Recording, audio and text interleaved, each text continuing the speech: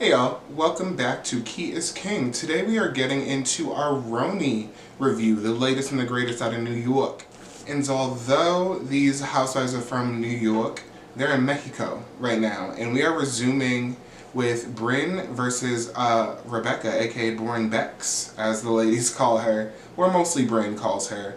And Rebecca is fresh off the heels of telling Brynn that she's a bully and she needs to stop.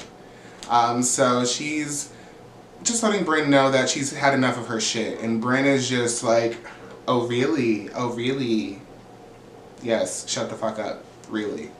Brynn is really just trying to drag it, and Rebecca's really not fucking having it. Just like, whatever you want to call it, Brynn, just like cut it out already. Like, give it a rest. You've been like saying little slick shit, you've been trying to like incite a reaction out of me. Like, just chill. But it doesn't really go anywhere because does it ever with somebody like Brynn who's like refuses to fight in the moment? She's like silent but deadly. She'll get you later. So Rebecca said stop coming for me. Like flat out. Just stop. And so to transition out of this awkward fight that they're having, they decide to bring up Jenna's pubic hair. Which they could have done literally anything fucking else because it wasn't funny, engaging, or necessary. We don't need to know that her pubic hair is like pencil thin or like straight and doesn't curl at all, whatever the fuck she was trying to fucking say. Don't care. The next morning is filled with a few different little happenings. The first being that Uba barricaded her door with a dresser. And says that when she travels alone and sleeps alone, she like moves furniture. She said when she's in hotel room, she moves the fridge in front of the door. She must mean a mini fridge. Like, I had to really think about the fridges that are typically in like a hotel room. There's no way that Uba is moving a full-size refrigerator by herself. I refuse to believe she's moving a refrigerator in front of the door in a suite. I just refuse to believe it. And so after Sai had popped in on Uba and literally pushed her dresser out of the way, or tried to, she goes and checks in with Raquel because Raquel's mom is coming. That is the reason they're in Puerto Rico predominantly. And so she's just kind of checking in, and they sit down and have a mom talk because they both come from Puerto Rican descent. And Sai feels like she can relate a little bit to what Raquel may experience with her mom. As we know from watching the show, Sai's mom was an alcoholic and had a lot of kind of demons about her, but like her mentality and her kind of ideals sound like they were similar to maybe Raquel's mom. So Raquel's explaining a little bit about her experience growing up with her mom and how her mom is homophobic. And that's like the word, like when you really boil it down, she has elements of homophobia in her. So Raquel's talking about what it's like to have like a homophobic parent. So it's definitely a pill to swallow when you are a gay person with a homophobic anything in your life. But they're really bonding over the mom talk and their heritage of being Puerto Rican. And that was just, like I said, nice to see. Maybe a little biased at this point, but Raquel is one of my faves that's in the season, and Sai is another like low-key fave. We won't do too much, but like Sai is winning me over this season. So go ahead, girls, go off, go off. So they then move on to Jessel and Jenna and Boring Bex, which I'm low-key mad that I'm calling her that, but it works. And they're having some type of meal, maybe breakfast. And Jenna and Jessel are trying to hype Rebecca up to like really fight with Brynn. They were like, that at dinner was not a fight. Jenna of all people is like trying to incite a riot with her boring, straight pubic hair having ass. Like, girl, you are having tag sales. Let's talk about who should be fighting. Like, what? But anyway, Jenna is not pleased with the lack of fighting that happened with Brynn, and she's like, that was not a fight. Like, you were like very passive. Like, that was like nothing. Like, she's like, I feel like that was ineffective. And Jessel's like right there chiming in, like, yeah, you like need to like really like say something to her. But at this point, Rebecca has taken the stance of being empathetic to Brynn, which like, yes, she should. Women supporting women is definitely a big deal. But like, you're now going soft, but like it just gave me an eye roll moment because like once again this is not the arena for that. Like, yes, maybe on the back end, but like get your lick back before you just like, because now she's like, well, I feel empathetic and I want to like clear it up with her, and it's giving I want to like apologize if she didn't say it in this moment. But it's just like, okay, boring Bex. Like, Brynn has actually been a little bit of a see you next Tuesday. So, like, she could earn or use a little bit of, like, some sparring, or some verbal sparring, like. But now she's changed up her whole tone after listening to Brynn talk about the way that this fight affected her. Which, like I said, it's a toss-up in the end, and in, like, the grand scheme of things, it's the right thing to do. For housewives, it's disappointing. We're all rotted. That's why we watch this show. So Raquel's mom finally arrives to the house, and I want to go on the record and say this was a very fucking short visit, and it was very telling. Very telling. But at least it was edited to be very short. But I'm almost positive it was, because they went and, like, did an activity after this, so it wasn't like an all-day affair. Like, it wasn't like they really put in some time. And given the circumstance, it makes sense, but I was also just like, damn, I just understand, like, parental disappointment, I guess, if you will, so I get it. Not that Raquel even really said anything, but I just noticed that myself. But she comes and she, like, runs to Raquel, she gives her a hug, because they haven't seen each other in, like, somewhere between, like, 6 and 10 years or something like that, so that's just wild. But she embraces her, they talk, and they kind of look alike, honestly, and they're just talking, and the mom brought her boyfriend there, so they're all chilling, and they go to meet the girls after having a little moment together. And what kills me about this scene, and what, like, is almost low-key disrespectful to me, unless Raquel was in on this, is that these bitches all of a sudden are now kissing each other on the lips in front of her mom. And, like, maybe I should reflect why that bothered me so much, but to me it seemed like, okay, you already know that this is, like, a sensitive subject between this woman who is your new friend and her mother who she has been estranged from, and your idea is that in front, literally, like, almost standing over her, you're going to start kissing each other on the lips, and that's not even something that you guys normally do the way you're doing it. Like, Jenna kissed Brynn, of course. Brynn, like, walks over to Jenna, like, right behind Raquel's mom, or, like, right next to her, essentially, and, like, kisses her on the lips. To the point where, like, all the other women were like, did she just kiss her on the lips? Like, and calls Jenna over and is like, did you just kiss on the lips? And she's like, yeah, which prompts Jenna just to start kissing everybody on the lips. So I was just like, something about it felt almost disrespectful. And this is coming from, like, Rainbow Bright himself. You know what I'm saying? Like, something about it just seemed like, when people start doing shit that's not in their normal behavior in a situation that they know could cause, like, a certain reaction, I start to squint my eyes and look at you fucking sideways. Because what was the reason? Like, what if that would have ruined the trip or the reuniting that Raquel had with her mom? And I know I'm playing a what if game, but, like, just, like, I don't know, something about the vibe and the aura of that felt so ugly to me. And I live for the gay shit. So, like, I don't know, something just seemed off to me about that. But they did it, and they were kissing all around her, and she was sitting right there, and then life moved on, which I guess it always does, right?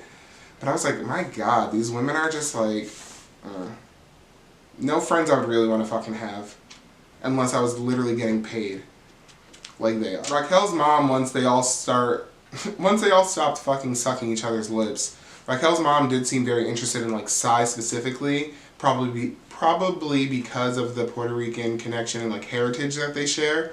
But Sai was like, I don't speak Spanish, because her mom was like, do you speak Spanish? Like, she was, like, excited, and Sai's like, nah, I'm not that type of Puerto Rican. She's like, very New Yorker-Rican. I don't participate. She's like, my mom used to talk to me in Spanish, and I was just answering in English. Which I think even said she had regret doing that now, but that connection kind of died flat with Raquel's mom, and I feel like soon after that she was out of there. With excuses on why she, like, may not be able to fly to New York for Raquel's wedding. And I wasn't trying to fucking hear that shit either. I'm sure Raquel wasn't really trying to hear it, but she was remaining hopeful. And that might just be her mom kind of playing, because I'm sure those producers make sure they kind of play shit up for the show, but making it seem like she won't come just to have the big reveal in the end that she's going to come. I could see that happening. But maybe she's so homophobic that she doesn't, and it's the exact opposite of the coin. But I feel like she might come. But she was really putting on the emphasis on how she has a fear of flying and yada yada yada. Like I said, just excuses, simply put. So after Raquel's mom leaves, they all go on a shopping trip in the streets of Puerto Rico. I forget the name of the street, but very famous, very well known. They went there. And so they end up splitting into groups. So in one of the groups we have Jenna, Aaron, and Bryn. Kind of the whack squad in this situation. And they're shopping or whatever, and to make a long story very short, apparently it's not that short though, Jenna was trying to shade Abe because they were talking about, which I thought this was funny, and I don't know if they're just at like a regular department store doing this, but Aaron was like, oh, I want to buy stuff for my husband, like pick a few things out, he's a large. So Jenna's like, I don't think there's anything large about Abe, which leads Aaron to show them a dick pic of her husband. And they freak out because apparently he has a huge dick. At least a very huge dick head. Excuse me. Even my body had a physical reaction to that. Did you see that? And so they're like freaking out about this dick pic, and that was like the highlight of their time together. The other women are hanging out and having they're the content creators. Rebecca, I think it was like, guys, you take a lot of pictures, because they're all posing and stopping to take like all these Puerto Rico pictures. Uba looks like she's dressed like Mother Teresa, but she actually did something genuinely funny, because as Jenna pointed out quickly, Uba's wearing a kitten heel in this episode. And so somebody said something about Uba being able to like move or do something in the shoes she has on, and she was like, I can run. And so she's just like running down the street in her little kitten heel Mother Teresa outfit, just like, look, look, look. It was just very funny. I genuinely gave a giggle, and it was nice because Uba's usually pissing me off if she's not crashing out. So I was like, okay, Oobs. Small little golf clap for you. You did something that made me laugh. You can stay for 5 minutes extra for that. So after they have their little separate shopping trips, they all meet back up for lunch. And of course it's brief but messy, because what else would it be? And these women are boring, so it was like barely anything. But we got a little something out of this one. And we start with the dick pic convo because of course they want to like allude to it and like giggle about it and talk about it. So they think they're doing something. And so they tell everybody that Aaron shared the dick pic with them. And the other group was like, ew. They were like, we don't want to see it. That's nasty. And they were like, that just seems like really disrespectful to your marriage. Like, does he want you to be showing his dick picture to like your friends and people that he sees socially? Like, so they thought they were just going to get this well-received like reaction to this. And all the other ladies were like, that's fucking nasty. I don't want to see it. And that's kind of fucking disrespectful. So what are you doing? To the point that Erin is like legitimately questioning herself and is like kind of freaking out. She's like, should I not have done that? Like, oh my God. And it's just like, maybe you should have thought about it. But at the same time, and she does say this, like that's what girls do. Like girls are just having girls talk, and kind of shit. And mind you, as a guy who has plenty of girls around him, girls are sexual beings too, sometimes even more so than men. So they definitely are not doing anything like that crazy. I think it's just they don't like fucking Erin. Like they just don't like you. So when you don't like somebody, everything they do is going to be like weird or annoying. And I think that's what's happening. And yes, you should be questioning yourself because you're on national television. And also, I'm going to need the behind the scenes leak of this picture because I'll be the real test. But Erin was not expecting that reaction, and it was giving me life. Because, you know, I love when she gets whacked. I just love it. I love it. And in the like roulette of let's bully Jessel because she's the actual star here, Sai, who I thought had gotten over her shit with Jessel, decides she's going to take her turn to bully her. And she's taking a picture of Jessel's feet under the table because she feels that Jessel's feet look fat or like too fat for her shoes and like are leaving indents on her feet, which Jessel's letting her dogs breathe at the table. And she keeps referencing Jessel's feet looking like Kim Kardashian's feet in these like clear shoes that get like foggy sometimes, but Kim's feet were getting foggy in these shoes.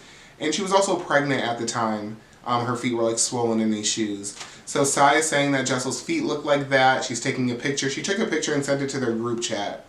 So like I said, it was her turn to clock in to bully Jessel. And everyone there was eating it up because they're all jealous bitches. Like, all of them. You can't convince me otherwise. Argue with your mama. They're jealous of Jessel. And they were loving the fact that somebody was making fun of her in such an obnoxious way. Raquel also shares during this lunch that she's very happy that she met up with her mom and she felt that it went well. And because somebody asked her how like it went and what she thought, and she was very happy with it. So if Raquel's happy, I'm fucking ecstatic for her. So good for you, Raquel. You and your homophobic mom. Got it. And Brynn immediately, because you know she's virtually good for nothing else at this point. The second that her and Aaron get into the car, which they got into the car first, which now that I'm saying this out loud is definitely like a produced moment. But she's like stirring the pot immediately when they get in the van, talking about they were really like rude and didn't react well to like the dick pic thing. Like, what the fuck? Like, da da da da. Which is getting Aaron going, and we know it doesn't take much to get her going. So, thanks, Brynn. So we end the episode how we started it, with Boring Bex and Brynn having a conversation, which was preceded by Brynn doing a body shot off of Aaron outside, and then insisting that she stay to have this conversation with Rebecca and Brynn because she's their friend and she can be there. Alright. So they're having a conversation. Rebecca like opens it with like apologizing just about the situation and the severity of it all. And you know, Brynn has to one-up her and she's like, no, I need to be the one to apologize because like and she goes into this whole thing about how she like sorry, my cat just had like, I don't know, a dream seizure, I don't know what that was. But she fucking is like, no, I have to be the one to apologize because like I did too much, essentially was the vibe. So she can't even let Rebecca apologize first or more genuinely than she does. But she starts to cry and is talking about her situation and how she did too much because it really just like affects her and everything reminds her about how she doesn't have a kid, which once again, all valid. I cannot say that I even come close to personally experiencing what Brynn is talking about. But something about it just gives performative bullshit to me sometimes with Brynn, oftentimes with Brynn. And so the fact that she kind of one-upped Rebecca on the apology in that way, I was just like, okay. Even if you had a leg to stand on, I would feel like kicking out from under you. Because like you do a lot all the time.